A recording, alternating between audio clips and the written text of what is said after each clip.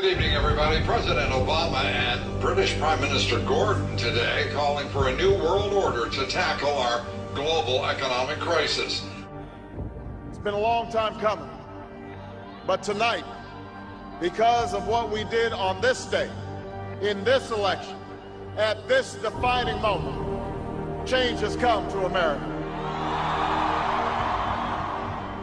All right, folks, there's a lot going on right now. Decisions being made that are unprecedented and will have an overreaching impact on what it means to live in the United States of America. Both the Senate and the House of Representatives have just overwhelmingly passed the National Defense Authorization Act. Squeezed into this military funding bill are two provisions that give the military not just lots and lots of money, but lots and lots of power as well.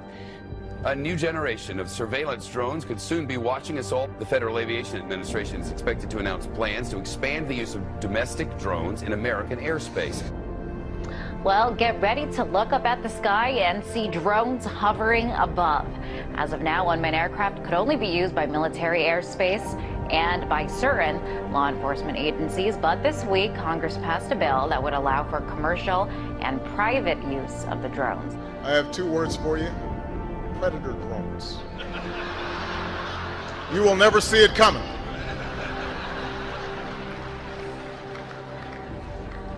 You think I'm joking? For shopping and dining over Thanksgiving and maybe watching some football games, big government Republicans and Democrats were busy shredding the last vestiges of the Constitution. Senators John McCain and Carl Levin want to enact a law that would declare the entire United States of America a battlefield for the military. They're talking about inserting the Army into domestic law enforcement. Senator Lindsey Graham, who supports this bill, says, quote, "The homeland is part of the battlefield, and people can be held without trial, whether an American citizen or not." The Department of Homeland Security buying ammunition, now looking to purchase another 21 million rounds of ammunition. This in addition, of course, to the 1.6 billion rounds that Homeland Security has bought in just the past 10 months. Now, to put all of this in perspective, the military used approximately 70 million rounds each year of the Iraq War. 70 million rounds in a war. If you look at what the Department of Homeland Security has been purchasing over the last year, it comes out to like 1.6 billion rounds of ammunition, more than 7,000 fully automatic assault weapons, 2,700 MRAP type vehicles, and now drones. Those are instruments of war. Department of Homeland Security's, who are they going to fight a war against? Something happened.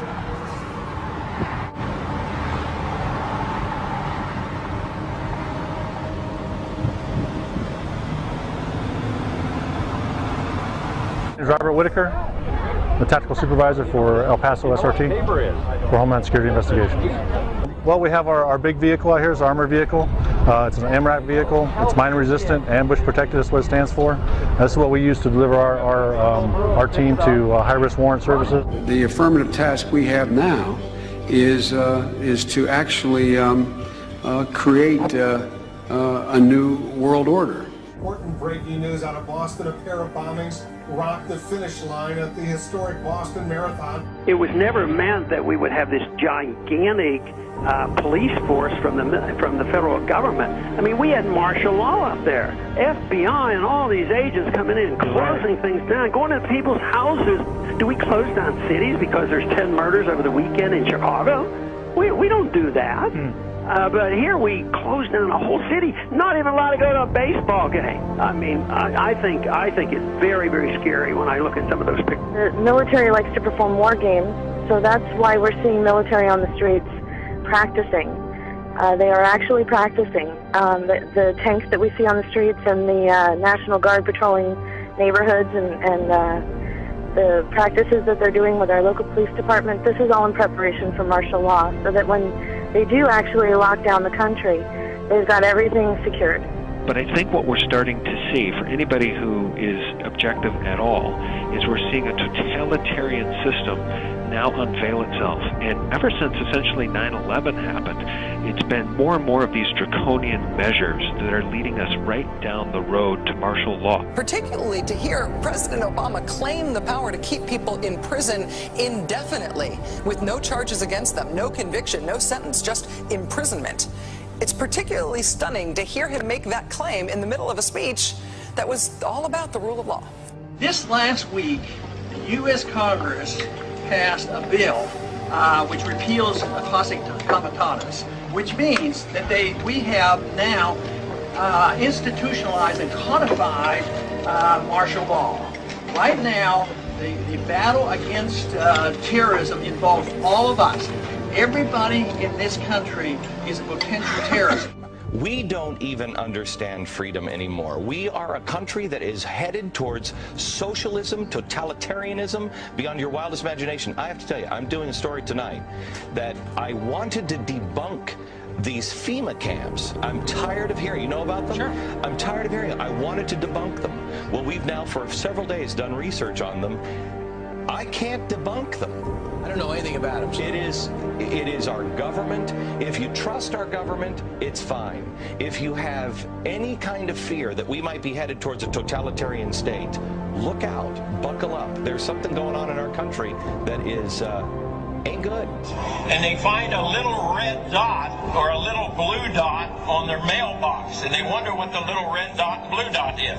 Well, it's marking your mailbox by the government, so when foreign troops come in here on us after martial law, but if you have a blue dot, they take you to the FEMA camps being built by Halliburton right now to house 50 million Americans. They're building enough concentration camps in America by Halliburton. So I'm going to tell all of you, if you have not bought ammunition, if you have not bought guns, go get them now. Go get them now, because you won't be able to get them much longer. Change has come to America.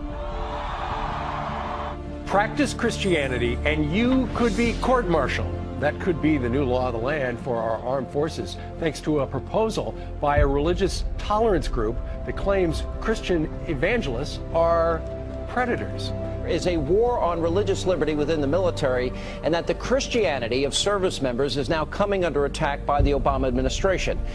It's so incredible. Here's a new article by Kurt Nimmo that's got links to Fox News, Denver papers, you name it.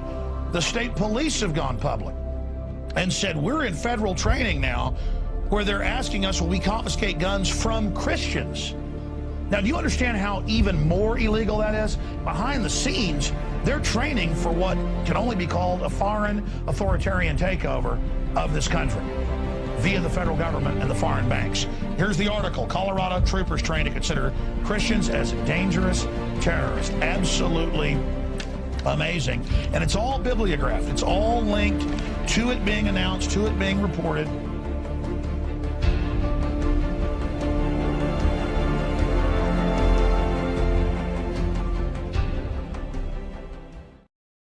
The company has now implanted 2 workers with microchips to monitor their movements, causing some to charge invasion of privacy. The company says it's merely a layer of security beyond key cards and clearance codes. I don't get one of those soon. Well, joining me now is Lance Ulanoff, editor-in-chief of PC Magazine. Lance, this sounds like some freaky science fiction book. Tell us what this is about. These 2 workers have microchips? Right. Well, this is very, very real, and these microchips are about the size of a grain of rice. They get injected into your skin. Futuristic film. Humans injected with a tiny chip holding the key to all of their private information. But as you're about to see in our CBS 46 investigation, it's not fiction. In fact, it's being marketed in Georgia as life-saving technology. Life-saving technology. We have a Florida family who are really pioneers in a brave new world. They have volunteered to be the first ever to have microchip identification devices implanted into their body. It is the first implantable microchip for humans that has multiple security, financial, and healthcare applications. One thing I would just suggest, I'm just an outside soon-to-be investor. I love this idea, by the way, Scott. I think the Northside Independent School District in San Antonio has put tracking chips in the ID badges for more than 4,000 high school students. Well, it looks and sounds like something out of the future, but a new palm scanning device will help Bossier Parish schools keep better track of what children are eating now. The electronic device will be implemented at all Bossier Parish schools. Now we're seeing a complete totalitarian takeover of the United States of America. Now we've been talking about this for years now. This is the police state. This is the police state. This is what a total breakdown of our society looks like. But we're seeing all of this intensify. This is all intensifying around the Second Amendment. Should we be able to own guns or not? Let's take guns away from the people. These are very big, very hardcore issues. No matter what your purpose is, you must leave. If you do not disperse, you may be arrested and or subject to other police action. The use of riot control agents and or less lethal munitions, which could cause risk of injury to those who...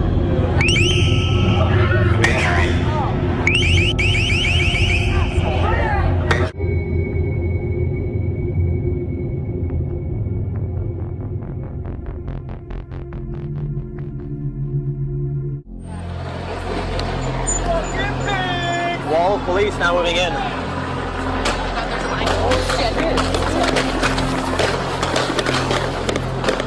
American, every person on United States soil or international soil can be deemed as a terrorist. If they have really any reason to want to detain you, they don't need to acknowledge your Fourth Amendment rights.